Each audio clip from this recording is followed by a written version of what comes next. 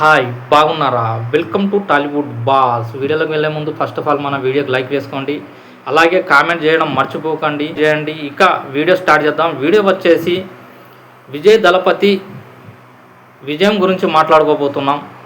విజయ్ దళపతి తమిళనాడు ఒక కొత్త ఒరవడిని మొదలుపెట్టాడు. ఎలాంటి ఒడిదుడుకులకైనా కూడా ఎదుర్కొని తన విజయాన్ని నమోదు చేయడంలో విజయ్ దళపతి విజయం సాధించాడనే చెప్పవచ్చు. ఇక మన రాజకీయాల్లోకి వస్తే మాత్రం ఇక్కడ రాజకీయం చేయాలంటే మాత్రం ఒకరికి పాలేరుగా ఒకరి కింద పార్టీకి మద్దతుగా చేస్తూ ఒకరి పార్టీకి ఇంపులు కొడుతూ ఒకరి పార్టీకి చిడతలు వాయించుకోవడం అనేది మనకున్న రాజకీయ లక్షణం. ఎందుకంటే ఇక్కడ రాజకీయ పరంగా చూసుకుంటే స్వతహాగా గెలవలేక ఇతర పార్టీల మీద ఆధారపడి చాలా టూ మచ్ గా ఉంది నియోజకవర్గంలో.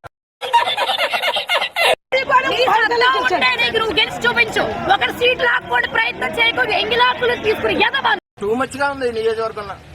మేము ఇక్కడ పుట్టి పెరిగా, మేము ఎక్కడి నుంచో దత్తలు రాలేదు ఇల్లుకి లేదు. మేము ఇక్కడ పుట్టి పెరిగా, మేము ఎక్కడి నుంచో దత్తలు రాలేదు ఇల్లుకి లేదు. Hey, I've seen this one. This is a classic. రాజువాకలో ఓడిపోయాడు, అక్కడ పోటీ చేసి రమ్మని అది పోకతామంటే ఇక్కడ నాయకుడికి వచ్చేసి రాజకీయంగా అనుభవం రావాలి, అనుభవం లేక అనుభవం తెచ్చుకోవాలి అనుకుంటూ స్వతహాగా ఎన్ని సీట్లలో నిలబడాలి అనేది కూడా తెలియని వాళ్ళు ఇప్పుడు మనకు రాజకీయ నాయకులుగా, రాజకీయ మంత్రులుగా, రాజకీయ అభ్యర్థులుగా ఉన్నారని చెప్పవచ్చు మనకు, మన తెలుగు రాష్ట్రానికి. ఎందుకంటే ఇక్కడ రాజకీయాలు పొత్తులతోటి నడుస్తున్న రాజకీయాలు. ఆ పొత్తులైనా కూడా పార్టీలో ఉన్నవారు ఎక్కడ నిలబడాలి, ఏ చోటు నుంచి నిలబడాలి అనేది అధికారం పార్టీలో ఉన్నవారు నిర్ణయిస్తేనే, ఆ సీట్లలో మీరు నిలబడితేనే గెలుపు ఖాయమని చెప్తేనే వాళ్ళకు తెలియని స్థితిలో ఉన్నారు ఇప్పుడు నిలబడే అభ్యర్థులు కూడా.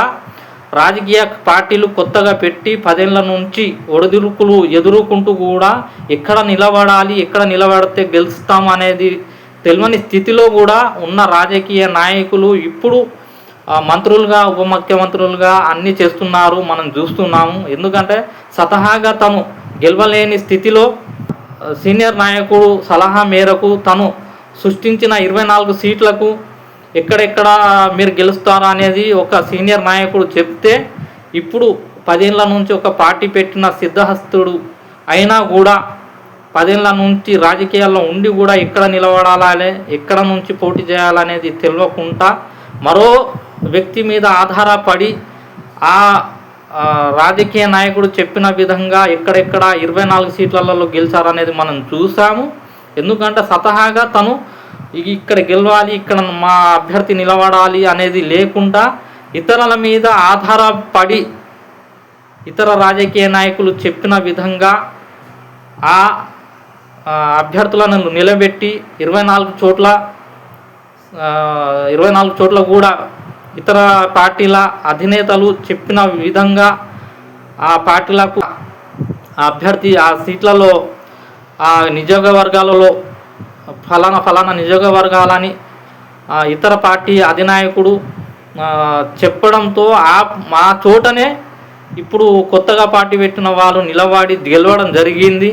అంటే అంత కూడా లేదు. ఇప్పుడు మన అభ్యర్థిని మనం ఎక్కడ నిలబెట్టుకోవాలనేంత సినిమా లేని వాళ్ళు కూడా రాజకీయాలలో ఇప్పుడు రాణిస్తున్నారని చెప్పవచ్చు. మనకు ఉన్న రాజకీయాలలో రాణిస్తున్నారని చెప్పవచ్చు. ఎందుకంటే ఆ 24 సీట్లు కూడా వేరే పార్టీ అధినేత చెప్పిన విధంగా చేస్తేనే గెలిచారు. అక్కడ ఆ 24 సీట్లు కూడా వాస్తవానికి అంత గెలిచేంత సినిమా కూడా లేదన్నట్టు. ఇప్పుడు ఈ 10 ఏళ్ల నుంచి పార్టీ నడిపించే నాయకుడు ఎవరు ఉన్నారో అతనికి అంత సినిమా లేదనే చెప్పవచ్చు. ఎందుకంటే ఇతర పార్టీ నాయకుడు, ఇతర పార్టీ అధ్యక్షుడు ఫలానా చోటు కాడ మీరు నిలబడండి, అక్కడనైతేనే మీరు గెలుస్తారు, మీరు కూడా ఒక పార్టీ అధినాయకుడు కదా, మీకు కూడా నేను చెప్పిన చోటే నిలబడితేనే మీకు గెలుపు ఉంటుంది, మీ ఈ నియోజకవర్గంలో మీకు బలం ఉంటుంది, మీ కుల బలం ఉంటుంది, మీ కుల బలం ఎక్కడ ఉంది, మీ కులం ఎక్కడ ఎక్కువ ఓట్లు పడుతున్నాయి అనేది చూసి అక్కడ వేరే పార్టీ అధినేత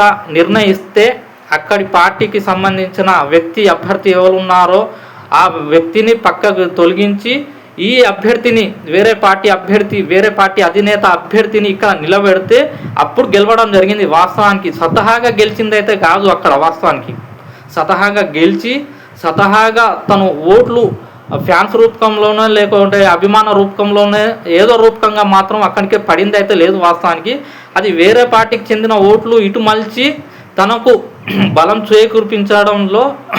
చేకూర్చడం జరిగిందని చెప్పవచ్చు.